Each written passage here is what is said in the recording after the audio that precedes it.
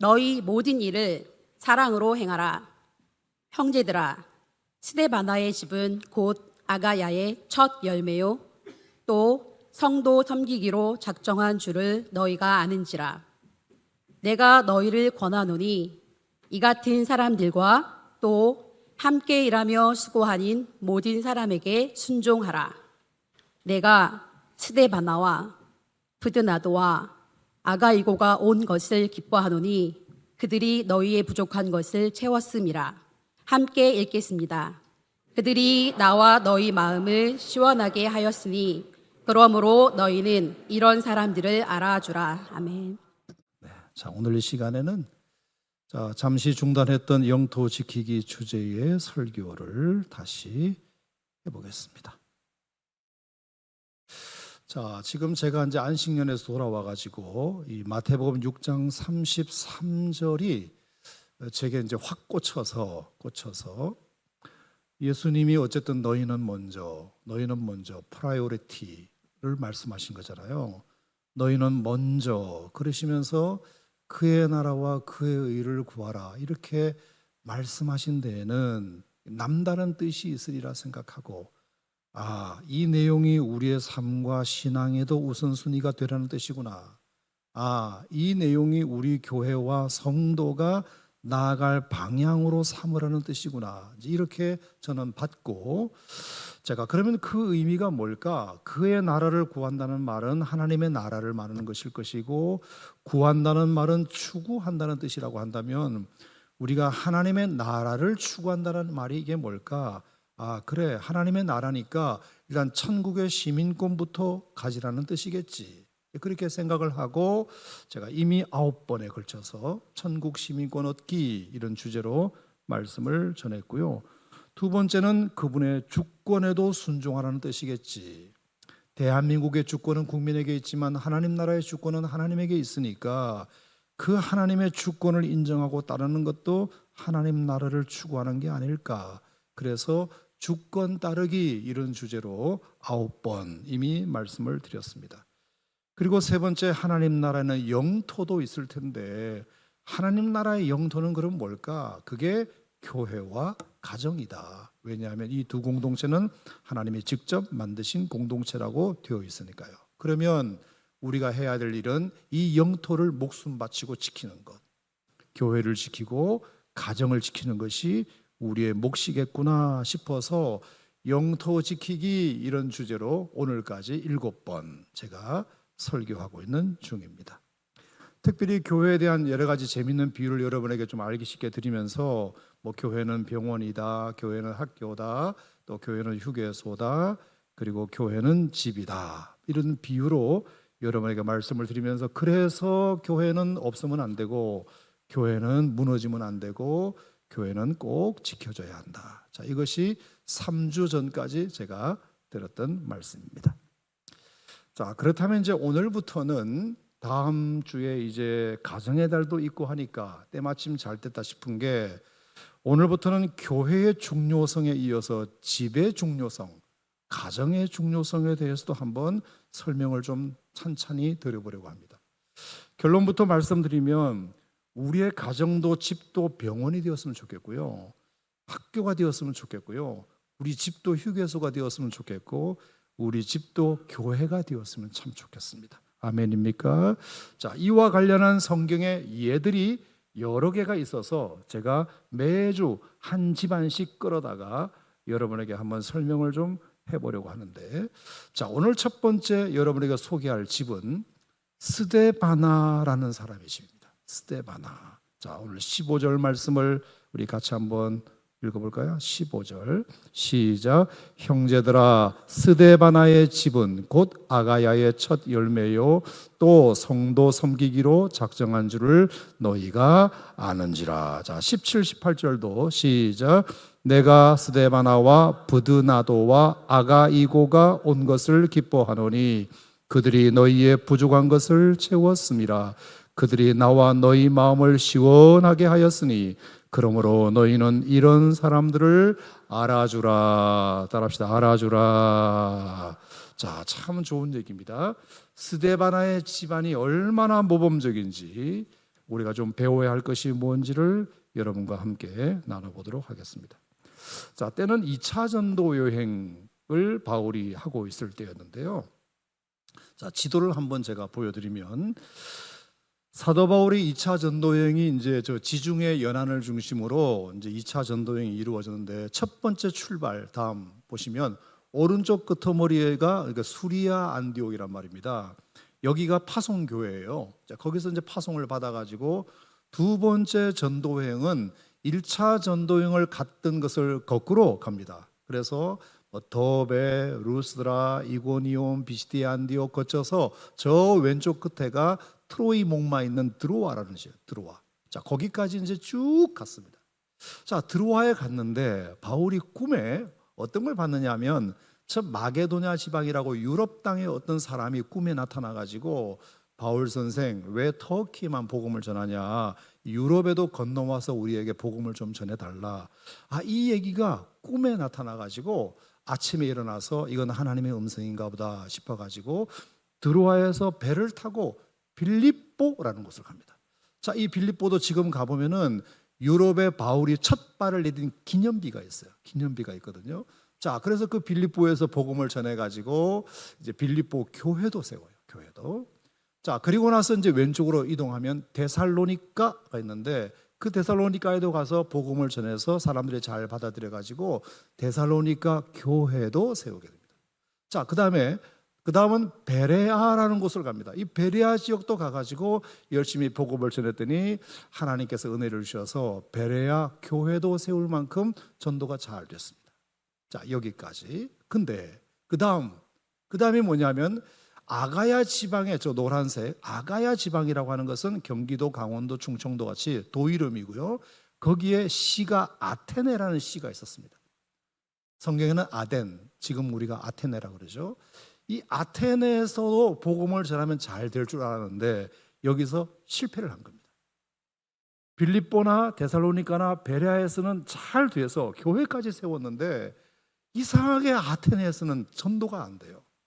아시는 대로 옛부터 아테네는 철학의 도시이기 때문에 굉장히 사유하는 걸 되게 좋아하고 이 말에는 굉장히 능숙한지 몰라도 복음이 먹히지가 않아요. 그래서 바울이 얼마나 실망을 했는지 몰라요. 아테네에서는 아닌 갭이다 해서 그냥 실망하고 그 다음 간 곳이 고린도예요. 고린도.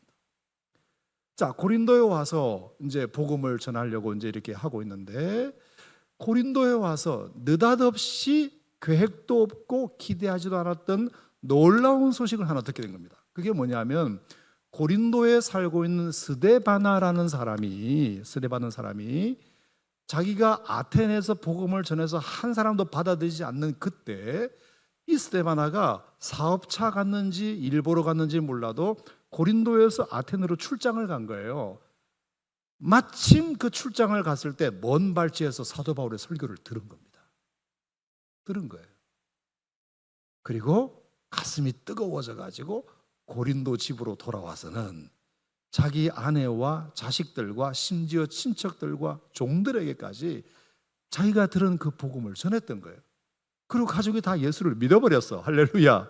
믿어버렸을 뿐만 아니라 종들까지 다 믿고 이제부터 이 가장이 선포하기를 우리 집에서 교회를 시작해야 되겠다. 교회를 시작해야 되겠다. 그게 고린도 교회 탄생이 됐습니다. 탄생. 전혀 기대하지도 않았던 사도 바울이 아테네에서는 망했다 이렇게 생각하고 고린도로 왔는데 세상에 그런 소식을 고린도에서 듣게 될 줄이야 어떻게 알았겠습니까?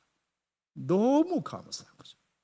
오늘 본문에 보면 스데바나의 집은 그렇게 해서 사람들을 불러가지고 밥에 먹이고 과일 깎아주고 그리고 자기 간증하고 얘기 들어주면서 복음을 하나씩 듣게 돼서 사람들이 조금씩 모이기 시작한 겁니다. 바울은 전도자니까 말로 전도한다 하더라도 나는 평신도니까 사람들을 섬기면서 전도해야지 이런 마음을 가지고 어쨌든 집에 찾아오는 사람들에게 밥에 먹이고 얘기 들어주고 뭐 도와줄 거 있으면 도와주고 그렇게 해서 교회를 조금씩 성장시키고 있는 모습을 바울이 봤으니까 얼마나 기특하고 고마웠겠습니까?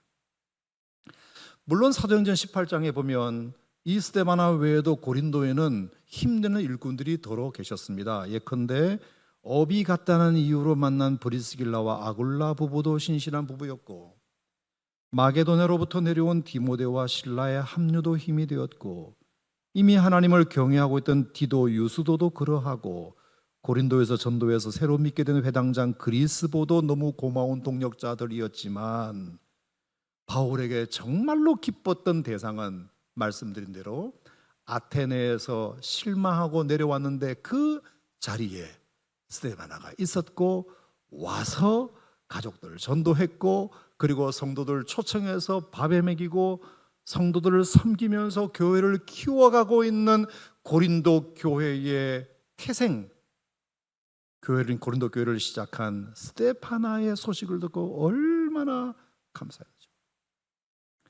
그래서 고린도 교회도 스데바나의 집에서부터 시작이 된 거죠. 여러분, 우리 오산 침례교도 1962년도에 김정원 집사님 집에서 10명이 모여서 시작한 거거든요. 여러분, 다 교회를 시작할 때는 건물 지어놓고 시작하는 교회는 그렇게 많지 않잖아요. 대부분 다 집에서 교회를 개척해가지고 사람들이 모이니까 건물 짓는 거잖아요. 여러분, 초대교회는 중세시대에 화려한 성당을 짓기 전에는 거의 100이면 100 다 집에서 모이는 교회였습니다. 이런 건물이 어디 있습니까? 지금이나 그렇지.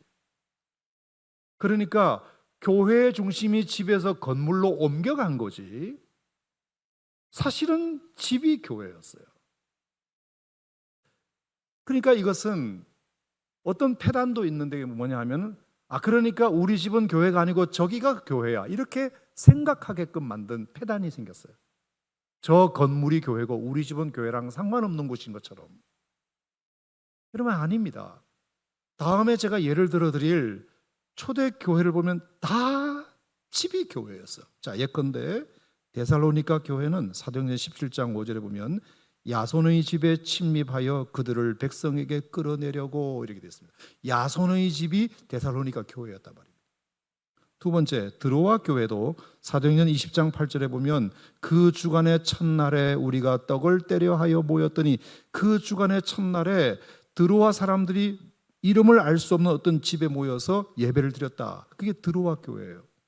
또 사도행전 21장 8절에 보면 가이사랴 교회도 7 집사 중 하나인 전도자 빌립의 집에서 모인 교회가 가이사랴 교회고요. 에베소 교회 역시도 고린도전서 16장 19절에 보면 아굴라와 브리스가와 그 집에 있는 교회, 이렇게 돼요. 그 집에 있는 교회, 교회가 집에 있었답니다. 집에. 아굴라와 브리스가가 자기 집을 교회로 개방했다는 거예요. 그게 에베소 교회였고요.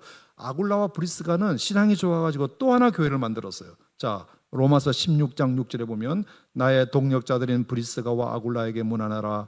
저의 집에 있는 교회에도 문안하라. 여러분, 이게 뭐죠? 로마 교회를 말합니다. 그러니까 브리스길라와 아굴라는 참 헌신된 평신도여서 에베소 교회도 자기 집에서, 로마 교회도 자기 집에서. 그러니까 교회의 원래 원형은 건물이 아니라 집이 맞아요. 집이. 근데 현대교회는 그 교회를 건물로만 확 돌려버리니까 집은 아무렇게나 해도 되는 양 생각하는데 아닌 것 같아요. 그래서 그 집의 교회의 기능을 유지하기 위한 방법 중에 하나가 목장, 구역, 셀, 순, 다락방, 속회 이런 거죠. 그래서 집에서도 우리가 작은 그룹이라도 그룹을 만들어서 모여서 여기서 또 하나님을 예배하고 말씀을 나누고 기도하는 것을 유지하는 것이, 그게 목장, 셀, 순, 속회, 구역 등등이란 말입니다. 여러분, 왜 이것을 유지하는 것이 우리에게 중요한 의미가 있을까요? 그럴 때 그 집도 복을 받는 거니까. 아멘. 그렇게 섬긴 만큼 감동도 주고 리더십도 설 테니까, 그러면 나도 또 섬김을 받게 될 테니까, 그러면서 우리 집도 먹고 자고 단순히 쉬는 곳을 넘어 예배하는 처소로 만들어져 가는 거니까. 아멘입니까? 자, 그것은 그래서 굉장히 우리에겐 중요해요. 자, 그랬더니 스데바나의 집의 교회를 통해서 2명의 동력자도 얻게 돼요. 자, 17절에 이름이 소개되고 있는데, 브드나도와 아가이고. 나중에는 이 목장 식구 두 사람과 함께 에베소에 있는 바울도 찾아봬요. 자, 그래서 17절에 보면 내가 바울이죠. 스데바나와 브드나도와 아가이고가 온 것을 기뻐하노니. 자, 바울은 지금 에베소에 있었고요. 이 에베소에 저 고린도에서 일부러 찾아온 세 사람, 스데바나와 브드나노와 아가이고가 나에게 온 것을 내가 기뻐하노니, 이렇게 말했어요. 기뻐하노니. 얼마나 반가우면 세 사람 얼굴을 보고 바울이 그렇게 좋았나 봐요. 너무 보고 싶었던 얼굴이었나 봐요. 그러면서 이 세 사람이 어떤 사람인지를 고린도 교회에 자랑하는 겁니다. 소개를 하는 겁니다. 자, 두 문장이 뭐죠? 첫 번째는 17절에 있고요. 두 번째는 18절에 있어요. 자, 먼저 17절. 이 스데바나와 브드나고와 아가이고가 어떤 사람이어서 기뻐했느냐? 자, 17절 읽어보겠습니다. 시작. 내가 스데바나와 브드나도와 아가이고가 온 것을 기뻐하노니 그들이 너희의 부족한 것을 채웠습니다. 자, 뭔지는 정확하게 구체적으로 언급은 안 되어 있지만 어쨌든 간에 이 세 사람은 섬기는 것을 되게 좋아했던 사람인 것은 확실해 보여요. 뭔가 성도들의 필요가 보이면 그 필요를 어떻게든 채워주고 싶은 마음을 가진 사람, 태도를 가진 사람. 집에 초대해서 밥 한 끼 따뜻하게 된장국 해가지고 대접하는 건 말할 것도 없고, 커피 한 잔 사는 것도 말할 것도 없고, 아주 구체적으로 도움이 필요하면 그것을 마다하지 않고 기꺼이 기쁜 마음으로 도와주기를 즐거워했던 사람이라는 것이 분명해 보여요. 자, 여기서 이제 핵심은 뭐냐면 구체적으로, 실제적으로. 오늘날로 말하면 이런 것이 될 수도 있겠죠. 예를 들어서 우리 목장 목원 식구 중에 강아지를 키우는 집이 있는데 멀리 여행을, 태국에 몇 박 며칠 여행을 간대. 그래서 강아지를 여행 가는 동안 이제 반려동물 호텔에 맡긴대요. 그래서 형제니 뭘 그렇게 비싼데 호텔에 맡기면 우리 집에 맡겨. 우리 애들도 강아지 좋아하니까 갔다 와 걱정하지 말고 내가 맡아줄게. 이런 도움. 여러분, 이게 쉬운 것 같아요. 하지만 이건 굉장한 도움이 될 수 있어요. 호텔에 맡겨야 되는데 이 강아지를 데리고 갈 수도 없고 어떡하지 했는데 목원이 맡아준다잖아. 잘 다녀오라고. 여러분이 밥 사주는 것만큼이나 굉장히 좋은 도움이에요. 또 예컨대 목장 식구 남편이 출장을 갔는데 하필 그때 밤늦게 그 집 애가 너무 열이 나가지고 열이 40도 이상 되어서 병원 응급실에 빨리 가야 되는데 택시 잡기도 뭐하고 차도 없어서 기도해달라는 부탁이나 하려고 목원에게 전화했는데 내가 달려갈게. 금방 차 몰고 와가지고 자기 차에 태워서 응급실에 태우고 가서 치료하는 동안 기다려주고 기도해주고. 얼마나 실제적인 도움입니까 이게. 그러니 받는 사람 입장에서는 그 배려가 얼마나 고맙겠습니까? 누가 그렇게 하겠습니까? 가족을 제외하고. 교회 식구가 아니면 누가 하겠습니까? 목장 식구가 아니면 누가 하겠습니까? 그래서 바울도 이런 섬김의 자세가 된 그들이 고린도 교회 지도자라는 것이 너무 기뻤습니다. 야, 참 이 세 사람은 고린도 교회 지도자가 될 자격이 있다. 뭐 말만 잘하는 게 아니라 구체적으로 사람들을 섬기는 일에 앞장서는 사람이기 때문에 참 지도자로서 고린도 교회에 이런 지도자가 있다는 것이 너무 든든하고 고마운 것입니다. 여러분, 저는 우리 교회도, 여러분의 목장도, 또 여러분의 가정도 이렇게 부족한 것을 채우는 공동체가 되기를 축복합니다. 자, 또 하나는 이 세 사람의 훌륭한 점이 뭐냐? 18절 보시겠어요? 18절. 자, 18절 시작. 그들이 나와 너희 마음을 시원하게 하였으니 그러므로 너희는 이런 사람들을 알아주라. 자, 시원하게 하였다는 말이 재밌는 말이에요. 다른 번역에 보니까 마음의 생기를 불어넣었다, 걱정을 들어주었다, 이런 번역이 되어 있는데 제가 좀 번역이 양이 안 차가지고 제가 좋아하는 이제 옥스퍼드 주석을 제가 한번 펼쳐봤다는 거 아닙니까? 자, 그 주석책에 보니까 놀라운 비교 용례가 있어요. 자, 헬라어로 이 시원하게 해주다라는 말을 아나파우소라는 동사를 쓰고 있거든요. 근데 이 아나파우소라는 동사가 다른 어떤 본문에 쓰여 있는가를 보니까 마태복음 1장 28절에 똑같은 동일한 단어가 쓰였어요. 그게 뭐죠? 수고하고 무거운 짐자들아 다 내게로 오라 내가 너희를 쉬게 하리라. 이 쉬게 한다는 말이 아나파우소라는 단어예요. 그러니까 시원하게 해준다는 이 말은 다른 말로 말하면 쉬게 한다는 말이에요. 자, 무거운 짐을 들고 있는 사람에게 쉬게 해주는 가장 빠른 방법은 뭐죠? 그 짐을 덜어주는 거잖아요. 짐을 덜어주는 것이 쉬는 것이, 그죠? 짐 지고 있는 사람에게 쉬게, 빨리 앉아봐, 이게 아니고 일단 짐부터 내려주는 것이 그게 쉬게 하는 거잖아요. 자, 그렇다면 여러분, 제가 좀 더 질문을 한번 깊이 들어가 보겠습니다. 자, 짐을 지고 있는, 마음의 짐을 지고 있는 사람들에게 짐을 덜어주는 방법 중에 가장 좋은 방법이 뭘까요? 그것은 그 사람의 이야기를 들어주는 것입니다. 자, 한번 따라하겠습니다. 들어주는 것이 덜어주는 것이다. 여러분, 이 참 수준 높은 워드플레이를 이해하시겠어요? 예, 예. 나름 내가 기발하게 만든 건데 재미가 없나 보네. 예. 한번 따라합시다. 들어주는 것이 덜어주는 것이다. 동의하십니까, 여러분? 자, 어떤 할머니가 교회를 가신다고 가방 챙겨서 이제 뚫레뚫레 집을 나가니까 손자가 물었대요. 할머니 어디 가요? 나 교회 간다. 그러셨어요. 그랬더니 손자가 하는 두 번째 질문이 할머니 교회는 왜 가요? 그랬더니 울려고 간다. 그랬어요. 그 손자가 놀래가지고 아니 왜 울려고 교회 가요? 그랬더니 울 데가 없잖아.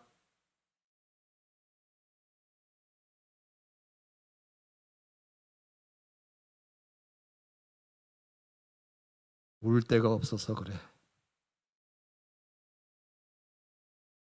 제가 엊그제 금양로 기도회 때 골동에서 이제 기도를 마치고 좀 더 기도할 게 있어가지고 이제 남아 있었는데 거의 이제 성도님들 다 갔겠지.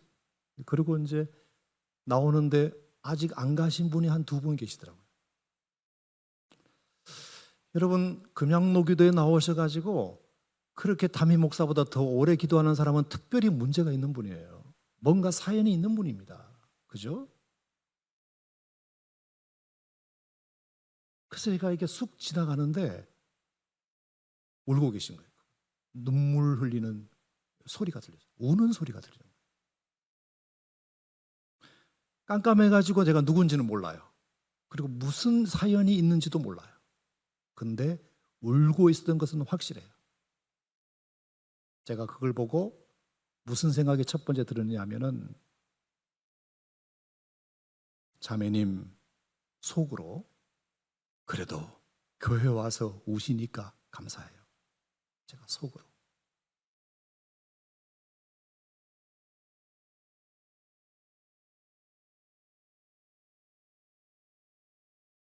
교회 와서 우는 모습을 보니까 너무 고마웠어요. 딴 데서 안 울고. 그러면서 울 만큼 힘든 것도 있을 테니 하나님이여 저분의 짐 좀 덜어내 주시옵소서. 제가 그렇게 마음으로 기도하고 나왔어요. 왜? 하나님은 우리 기도를 들어주심으로 덜어내 주시는 분이시기 때문입니다.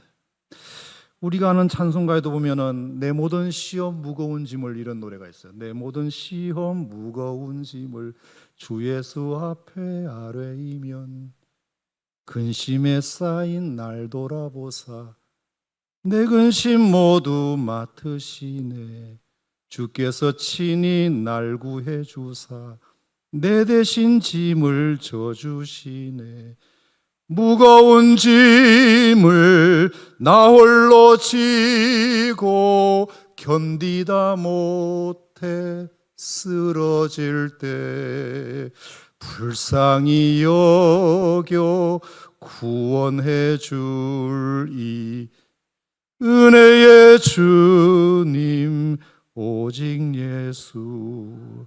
여러분 들어주면 확실히 덜어내줘요. 탁 쳐낸다 싶으면 안 덜어내줘요. 힘이 더 무거워져요. 그래서 들어주면 내 편이고 쳐내면 남 편인 거예요. 남의 편인 거예요. 여러분 야구장에도 가보면 야구장에서 투수가 공을 던질 때 그 공을 받겠다는 사람과 쳐내겠다는 사람이 있어요. 공을 받겠다면서 글러브를 끼고 있는 사람을 우리는 포수라고 부르고요, 방망이를 들고 저 공을 어떻게든지 쳐보겠다는 사람을 우리는 타자라고 불러요. 그러면 왜 한 사람은 던지는 공을 받으려고 하고 한 사람은 던지는 공을 쳐내려고 할까요? 그것은 포수는 던지는 사람과 같은 편이어서 그렇고 타자는 던지는 사람과 다른 편이기 때문에 그래요. 같은 편은 어떻게든지 받아주려고 해요. 스트라이크로 던지든 볼로 던지든 높이 던지든 낮게 던지든 어떻게든지 받아주려고 해요. 장갑을 열어놓고 네가 어떻게 던지든지 내가 다 받아줄게. 같은 편이니까. 타자는 같은 편이 아니기 때문에 어떻게든지 쳐버리려고 그래요. 쳐내려고 그래요.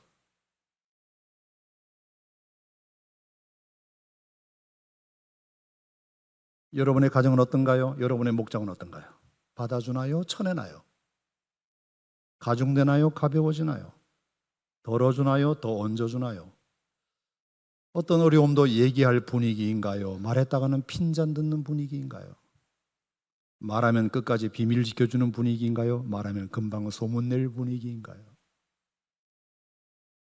여러분 제가 얄궂은 글 하나 보여드려서 죄송한데, 제가 몇 년 전에 고속도로 화장실을 갔다가 변기에 앉았는데 그 변기 딱 앉으면 앞에 그 문에 이런 글귀가 있었는데 너무 은혜가 됐어요. 너무 은혜 받았어요.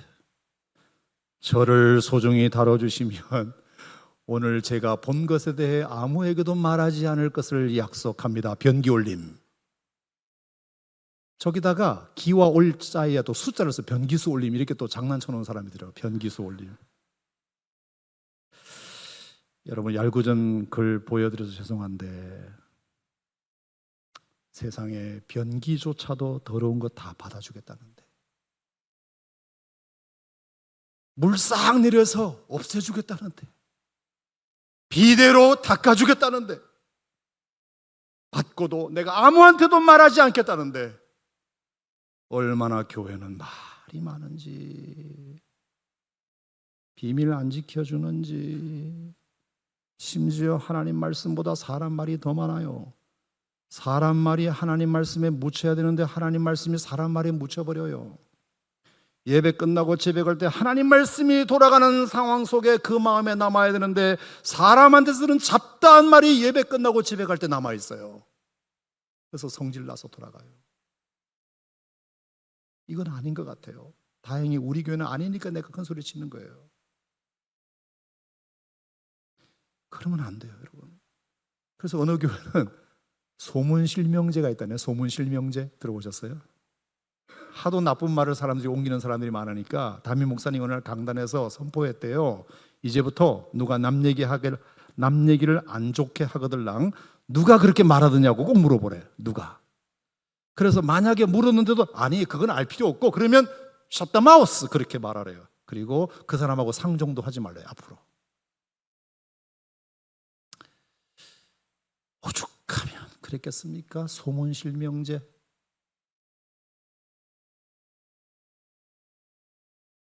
여러분 한번 따라해 보십시다. 우리는 같은 편이다.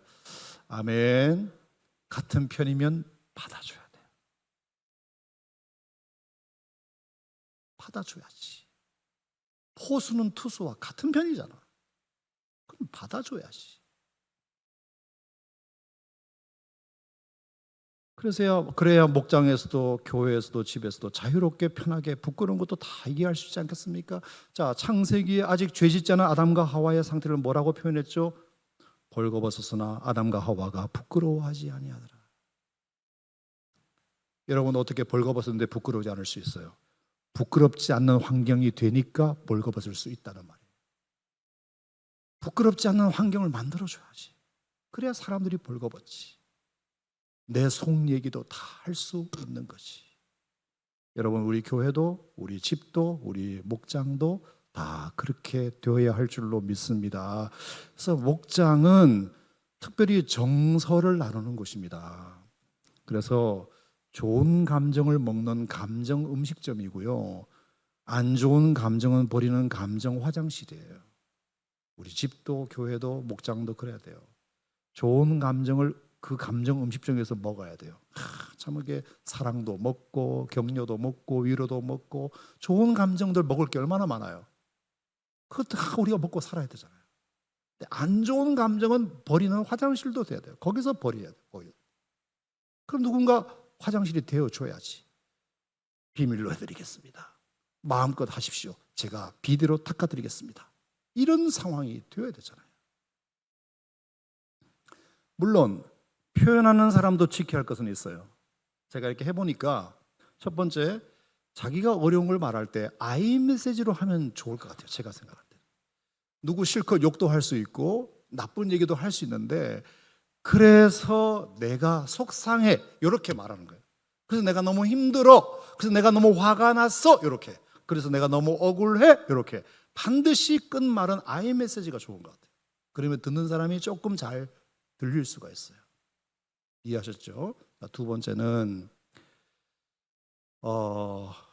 어려운 것을 말하더라도 마지막 문장은 다행인 것은 그나마 감사한 것은 이렇게 말하면 참 좋으리라 생각이 들어요. 그 말하는 기술이거든요. 그래서 이런 일이 있었는데 내가 너무너무 힘들었는데 그래도 다행인 것은 하고 딱 마무리를 하고 피리어드를 딱 찍으면 내 감정도 정리되고 듣는 사람도 이게 너무 많은 부담을 느끼지 않을 수 있어요. 그리고 세 번째, 한두 번은 괜찮은데 세 번 이상 같은 말을 목장에서 반복하는 것은 조금 힘들 수 있을 것 같아요. 맨날 모이면 145대 얘기, 보릿고개 얘기, 6.25 얘기, 이거 고생한 건 내가 알겠는데 그걸 한두 번이지 계속 하면은 듣는 분들이 조금 힘들 수 있어요. 왜냐하면 다른 사람도 말할 기회를 줘야 되는 거니까. 그죠? 그것만 지켜주시면 될 것 같아요. 그러니까 I 메시지로 하고 나쁜 말을 할 때, 그래서 내가 너무 화가 났어 이렇게. 그다음에 그나마 다행인 것은 하고 꼭 피리어드를 찍어라. 그다음에 세 번째는 아무리 힘들더라도 한두 번은 괜찮은데 세 번 이상 하면 이제 듣는 분들이 슬슬 부담스러워서 이거는 병원 갈 문제지 왜 여기서 하지 이렇게 나올 수 있어요.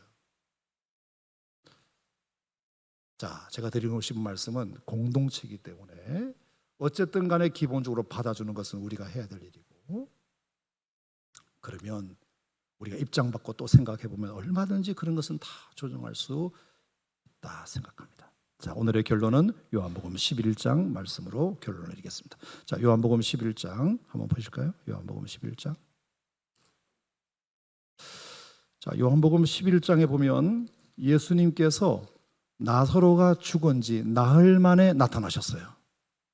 세상에 그 사랑하는 나사로가 죽은 지 나흘 만에 장례식장에 오셨다고. 얼마나 마리아가 섭섭해요. 그래서 마리아가 이렇게 했어요. 자, 요한복음 11장 33절 보겠습니다. 33절. 요한복음 11장 33절 시작.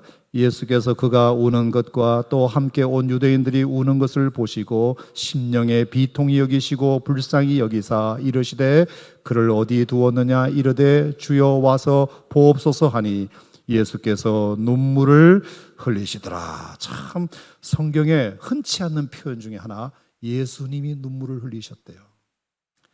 만약에 저 같으면 울고 있는 마리아에게 이렇게 말했을지 몰라요. 마리아, 내가 왔잖아. 내가 왔다고. 나 예수잖아. 예수. 나 나인성 과부의 아들도 살린 거 몰라? 야이로 회당장 딸도 내가 죽었다가 살린 거 몰라? 나 네 오빠도 살려줄 거야. 그래서 온 거라고. 눈물 뚝. 나 예수야. 나 몰라? 내 능력 몰라? 이렇게 말했을 수 있어요. 근데 이 말이 이만큼 올라왔지만 예수님이 그 말을 먼저 하시기보다 뭘 먼저 하셨다고요? 눈물 흘리신 것을 먼저 하셨어요. 다 예수님은 나사로를 살리실 계획이 있으시지만 그 계획을 말하기 전에 일단은 저가 눈물 흘리고 있으니까 그러면 나도 같이 흘려주는 것이 중요해요. 자, 제가 늘 말씀드리지만 문제 해결보다 먼저가 감정 해결이 중요하다 그랬어요. 그 사람의 문제를 해결해 주는 것보다 그 사람의 감정을 먼저 해결하는 게 중요하고, 내 문제를 해결하는 것보다 내 문제에 대한 감정을 먼저 다스리는 것이 중요해요. 감정을 다스리고 문제를 해결해야 문제를 잘 해결할 수 있어요. 그 사람의 문제를 해결해 주는 것보다 그 사람의 감정을 해결해 주면 감정이 해결돼서 그 사람이 알아서 자기 문제를 해결할 수도 있어요. 따라합시다. 문제 해결보다 감정 해결이 먼저다. 마리아가 지금 되게 많이 속상해야 있잖아요. 너무너무 절망 가운데 있는데 문제를 해결해 주러 예수님이 이 땅에 오셨지만 그래도 딱 보니까 이거는 감정을 먼저 만져주는 것이 좋겠다. 그래서 같이 눈물을 흘리신 것입니다. 그랬더니 자 36절 기가 막힌 말씀이었어요. 36절 시작. 이에 유대인들이 말하되 보라 그를 얼마나 사랑하셨는가 하며, 예수님이 눈물 흘리시는 것만 보고도 사람들이 어머머머 예수님이 저 집을 굉장히 사랑하셨나 보다. 문제는 아직 해결이 안 됐습니다. 나사로가 살아나지도 않았어요. 여전히 죽은 상태예요. 그런데 예수님이 그 감정을 만져주시는 모습만 보고도 주변 사람들이 뭐라고 평가했느냐면 예수님이 저 가정을 굉장히 사랑하시나 보다 이렇게 말했어요. 문제를 해결해 주는 것만 사랑의 증거가 아닙니다. 감정에 공감해 주는 것이 사랑의 더 좋은 증거일 수도 있습니다. 그거를 누가 해야 되느냐? 집이 해야지 누가 하겠습니까? 목장이 해야지 누가 하겠습니까? 교회 성도가 해야지 누가 하겠습니까? 그래서 제가 육하 원칙이라는 것을 세웠어요. 사랑의 공동체를 만들기 위한 육하 원칙, 6가지 하나님이 세우신 원칙. 자, 따라합시다. 들어주자, 덜어주자, 채워주자, 편히 되자, 지켜주자, 기도해주자. 시작. 여러분, 제가 항상 설교는 정신 차리고 들으라 그랬죠. 네. 언제 제가 찌를지 몰라요. 네. 네. 육하 원칙이라 그랬는데 3개 하고 그만두시네. 자, 따라합시다. 들어주자, 덜어주자, 채워주자, 편히 되자, 지켜주자, 기도해주자. 여러분, 우리가 이 원칙을 집에서든 교회에서든 목장에서든 우리가 지켜나가면 정말 부드나도와 아가이고와 스데바나에게 바울이 칭찬했던 것처럼 이 3사람은 정말 알아줘야 될 사람이다. 왜? 부족한 것을 늘 채워주는 사람이고, 그리고 사람들의 마음을 시원하게 해주는 사람이니까. 이런 사람을 교회에서 안 알아주면 누가 알아주냐? 여러분, 하나님이 그런 사람을 알아주셨으면 좋겠고, 우리도 그런 사람을 좀 알아주면 좋겠고, 뭐 딴 것보다 그냥 그런 사람이 있으면 알아주세요. 야, 어떻게 당신은 이렇게 그 작은 것이지만 그 부족한 것을 채워주려고, 그 빈 공간을 메꿔주려고 참 섬세하고 참 친절하시네. 그리고 누군가 짐을 지고 있으면 그 짐을 어떻게든지 덜어주려고. 덜어주는 것은 들어주는 거니까. 우리가 그렇게 하면 뭐 우리의 집이든 목장이든 교회든 참 좋은 공동체가 되지 않겠는가. 자, 오늘은 스데바나의 집에 대하여 소개해드렸습니다. 오늘 이 말씀 여러분들에게 축복이 되시기를 기원합니다. 고마우신 하나님 아버지 감사드립니다. 오늘 하나님께서 우리에게 스데바나의 집에 대하여 알게 하시고, 참 그 2분의 동역자와 함께 부족한 것을 채워주고 그리고 마음을 시원케 해주는 참 고마운 사람이었다는 것을 보았습니다. 하나님, 우리 집도 우리 목장도 우리 교회도 이것을 잘 닮아서 정말 알아줄 만한 사람 되게 하여 주시옵소서. 하나님이 알아주시고 성도가 알아주는 그런 존재 되게 해 주시기를 예수님 이름으로 기도하옵나이다. 아멘.